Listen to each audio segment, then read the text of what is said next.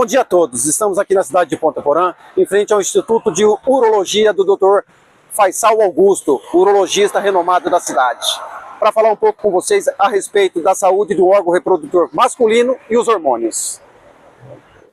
Olá pessoal, boa tarde. Eu sou o Jefferson Ilha e estou aqui no Instituto de Urologia de Ponta Porã para falar com o Dr. Faisal, que tão gentilmente nos recebeu aqui nessa tarde para falar sobre saúde masculina. Dr. Faisal, muito obrigado por nos receber. Gostaria que o senhor se apresentasse um pouco, falasse um pouco do trabalho do senhor aqui, qual é o trabalho que o senhor tem desempenhado aqui na cidade.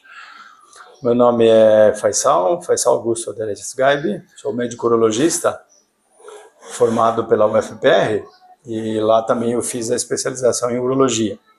Estamos aqui na fronteira já desde 1998. Certo. Dr. Faisal, vamos falar um pouco sobre saúde reprodutora masculina. Vamos começar com a queridinho os hormônios queridinhos do pessoal aí. Qual a importância da testosterona na saúde geral do homem, além da reprodução, né? Qual a importância desse hormônio na saúde masculina? A testosterona é, já como todos sabem, hormônio masculino, né?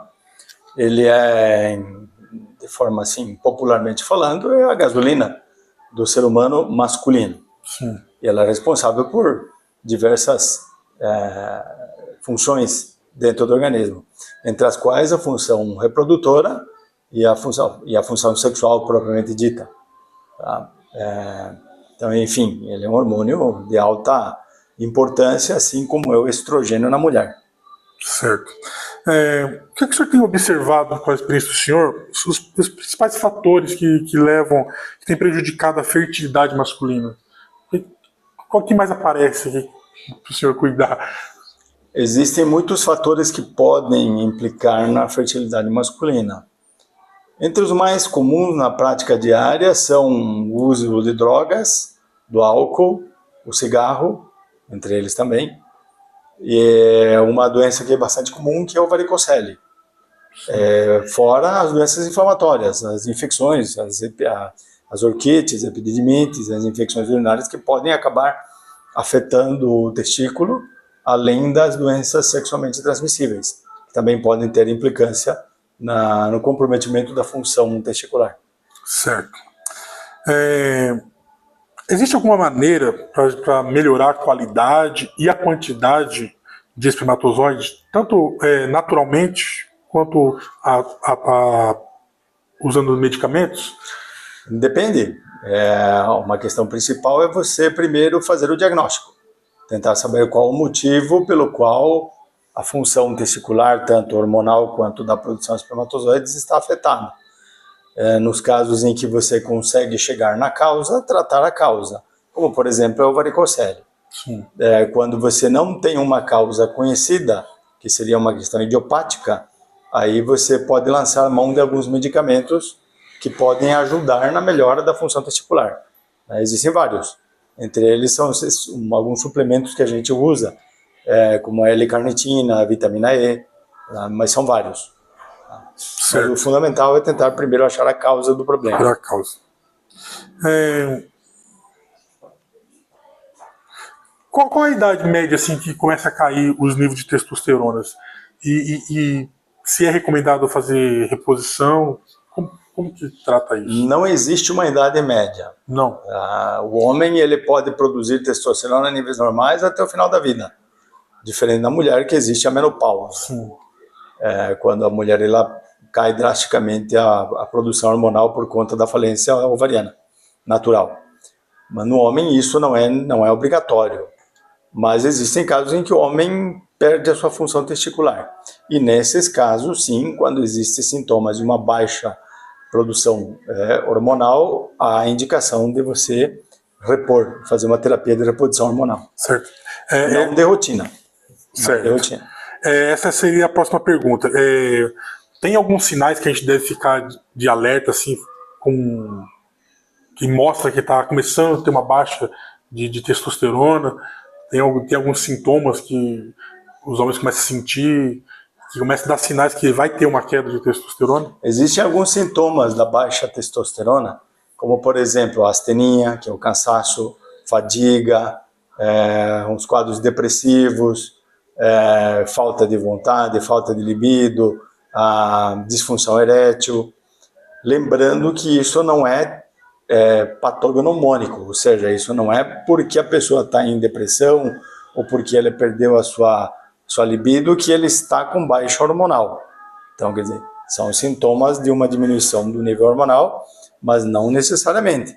Esses sintomas podem acontecer com hormônio em níveis normais. Tá certo. O senhor falou agora também, importante, sobre disfunção erétil. Por que ocorre disfunção erétil? Tem só a ver com a baixa de hormônio ou tem outras enfermidades que podem levar à disfunção erétil? Não, a disfunção erétil é uma situação bastante complexa. Hoje, pelos estudos estatísticos, em média, os problemas de disfunção erétil começam a acontecer a partir dos 40 anos. Em alguns homens mais intensos, em outros menos intensos, mas é um sintoma relacionado ao envelhecimento. Os problemas da disfunção erétil, elas podem ser tanto orgânicas, causadas por alguma doença, por algum fator orgânico, como podem ser também de causa psicogênica. Então, assim, a disfunção erétil é uma situação bastante complexa que tem que ser analisada caso a caso. Não necessariamente a reposição hormonal vai levar à melhora disso. Então, hoje existe uma tendência aí do uso indiscriminado de hormônio, que para qualquer coisa está se receitando hormônio, e não é por aí. Então, assim, o uso do hormônio na disfunção erétil é muito específico. É disfunção erétil com baixos níveis hormonais. Existem disfunções eréteis que não têm nenhuma relação com o nível de testosterona. E nesses casos não adianta você ficar repondo testosterona. Entendi. Exatamente. Seria no caso das enfermidades psicológicas, por exemplo, fatores psicológicos que podem levar a uma disfunção erétil. Sim. Tem essas doenças psicológicas, esse cansaço psicológico, tem alguma consegue impactar no eixo? Então ele não impacta no eixo hormonal. Essa é a pergunta. Um estado psicológico que produz disfunção erétil não quer dizer que ele está influenciando o eixo hormonal desse homem. Não necessariamente, mas pode. Mas pode. Sim, a questão psicogênica ela pode afetar o órgão como um todo. Você tem casos aí de francos estados depressivos em que o organismo ele entra num colapso, digamos assim, em nível geral. Mas logicamente que não necessariamente, cada caso é um caso. Mas ele pode afetar tanto o nível do eixo hormonal, como ele pode afetar outros aspectos da homeostase corporal. Certo. Doutor, quais exames nós temos disponíveis hoje para verificar avaliar a fertilidade masculina? A fertilidade? Sim. Assim, existe uma questão já bastante bem estabelecida, que é a solicitação do espermograma. Claro que o espermograma ele não diz que o homem é fértil ou não, ele só diz como ele está em relação à produção de espermatozoide. Não é porque um homem tenha espermograma normal que ele é fértil. Fertilidade é uma função. O espermograma ele denota o estado orgânico dele, porque a fertilidade depende tanto do homem quanto da mulher. Então, os dois exames principais, além do estudo laboratorial geral, questão hormonal e tudo isso, você tem o espermograma e o teste de Krieger no esperma. Certo. Acho que essa pergunta que eu acho que o senhor já falou, quais são as doenças mais comuns que afetam o sistema reprodutivo? O senhor já falou. E quais hábitos o homem deve evitar para evitar problemas reprodutores? Todos os hábitos que são bons para o coração. Hoje existe já existem vários estudos que mostram que tudo que faz mal para o coração faz mal também para o aparelho reprodutor. Então, tudo que é recomendável para a saúde cardiovascular, ele é recomendável para a saúde sexual e reprodutora. Certo. Atividade física, uma alimentação saudável, evitar excessos, evitar o abuso de álcool. Ele não diz não usar o álcool, mas evitar os abusos. E cigarro, na medida do possível, suprimir. A próstata, o senhor poderia falar um pouco sobre a relação da próstata com a fertilidade, ou como que ela influencia na fertilidade e na função reprodutora masculina, no órgão genital em geral? Ela tem relação bastante direta, porque a próstata ela faz parte também do aparelho reprodutor masculino. Então, assim, uma doença que afeta a próstata, ela pode acabar trazendo consequências para a saúde reprodutora e sexual do homem. As doenças da próstata são várias, são complexas, são várias. Existem as doenças que são relacionadas com a idade, com a hiperplasia prostática. Existem os quadros inflamatórios, os quadros infecciosos, e que por via canalicular podem se estender tanto para o epidídimo, para as vesículas seminais, para o epidídimo e para o testículo. Então existe uma relação direta. Mas claro que não é sempre que você tem um problema prostático que você vai acabar comprometendo a saúde reprodutora. Mas pode sim trazer consequências. Certo. As últimas duas perguntas já. Eu vi que a clínica do senhor tem um exame bem atual que vocês fazem aqui. Que tipo de tecnologia hoje está disponível para cuidar da fertilidade, da saúde masculina do homem? Nós temos. Aqui no Instituto de Urologia nós temos toda a estrutura para diagnóstico e tratamento das doenças das vias urinárias e do aparelho reprodutor masculino. Todos os exames que são da área da urologia nós realizamos aqui ou dentro das dependências do hospital. Existem outros exames, logicamente, que são, por exemplo, uma tomografia, uma ressonância, que não são do domínio do urologista, e sim do radiologista. Sim. Aqui também a gente lança a mão. Mas dentro, e os exames de laboratório, que são laboratoriais, isso não somos nós que fazemos. Mas no que respeita à questão da propedêutica e dos exames complementares dentro da urologia, nós temos aqui todos eles à disposição. Certo. Agora saindo um pouco da área assim, fisiológica, qual o maior mito que se ouve falar sobre fertilidade ou função masculina? Tem algum mito que o senhor gostaria de desmistificar para nós? Mas alguma coisa que o pessoal fala que não seja verdade, que afeta ou não? Uma questão que afeta bastante é a resistência do homem em querer fazer seu exame preventivo. Então, ainda hoje em dia você encontra casos de homens que resistem em procurar um auxílio médico. Sim. Por diversos motivos, cada um com suas verdades.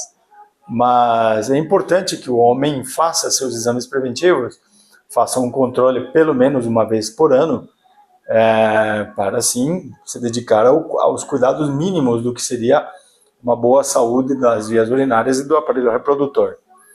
Um mito, se é por assim dizer, hoje em dia também é o uso indiscriminado do hormônio, assim como eu já comentei. Isso a urologia não recomenda, a Sociedade Brasileira de Urologia não recomenda o uso desnecessário, indiscriminado e de rotina.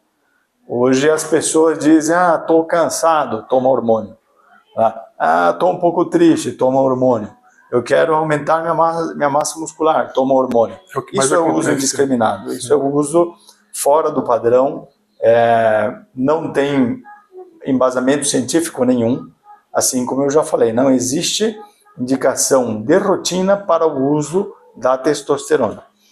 A reposição de testosterona demanda dois fatores principais: sintomas de baixa testosterona e exame laboratorial que acuse baixa testosterona. Diagnóstico baixa testosterona não significa que está próximo dos limites mínimos, porque o nível de hormônio testosterona é bastante amplo.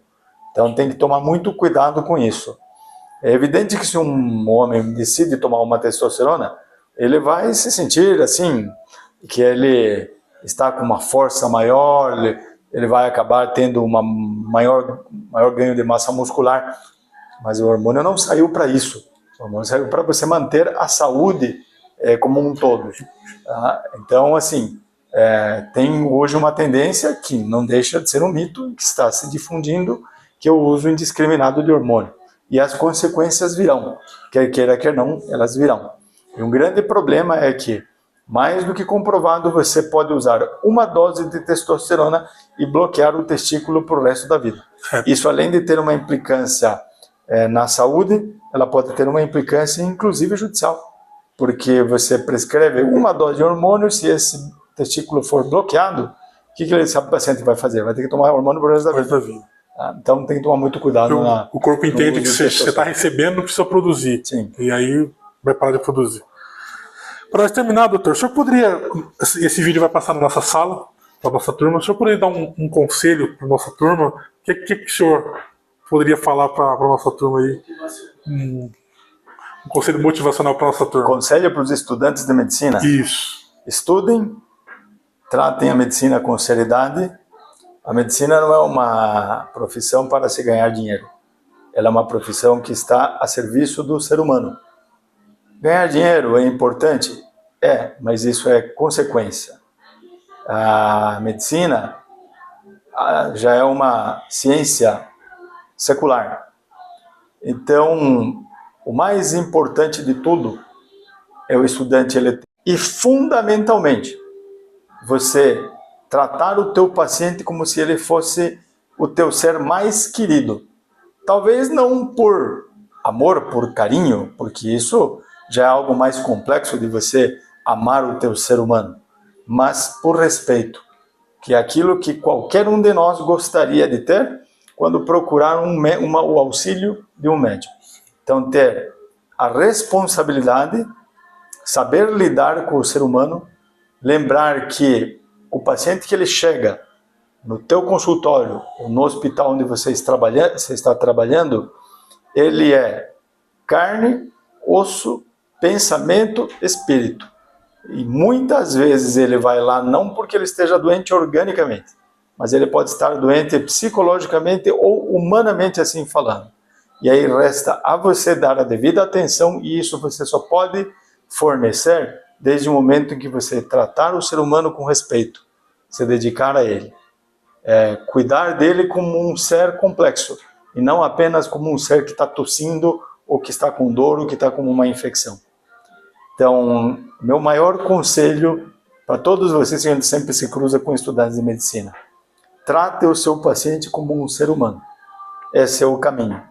E uma última coisa, lembrem disso e nunca esqueçam: sem diagnóstico não existe tratamento. Essa é a fórmula para você ter o sucesso no seu dia a dia. Tá certo.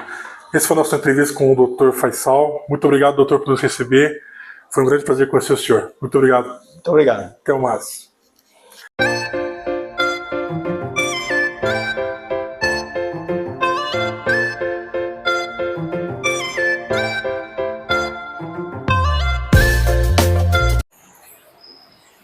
Gravando? Oxi, homem. Então, você já falou 1, 2, 3? Já. Depois a gente pode, vai. Tá. 2, 3, 5. Bom dia a todos. Estamos aqui na cidade de Ponta Porã, em frente ao Instituto de Urologia do Dr. Faisal Augusto, urologista renomado da cidade, para falar um pouco com vocês a respeito da saúde do órgão reprodutor masculino e os hormônios. Vou tirar esses matos. Estamos aqui com a amiga Suzana. O que foi? Tá certo. Essa foi a nossa entrevista com o Dr. Faisal. Muito obrigado, doutor, por nos receber. Foi um grande prazer conhecer o senhor. Muito obrigado. Muito obrigado. Até mais.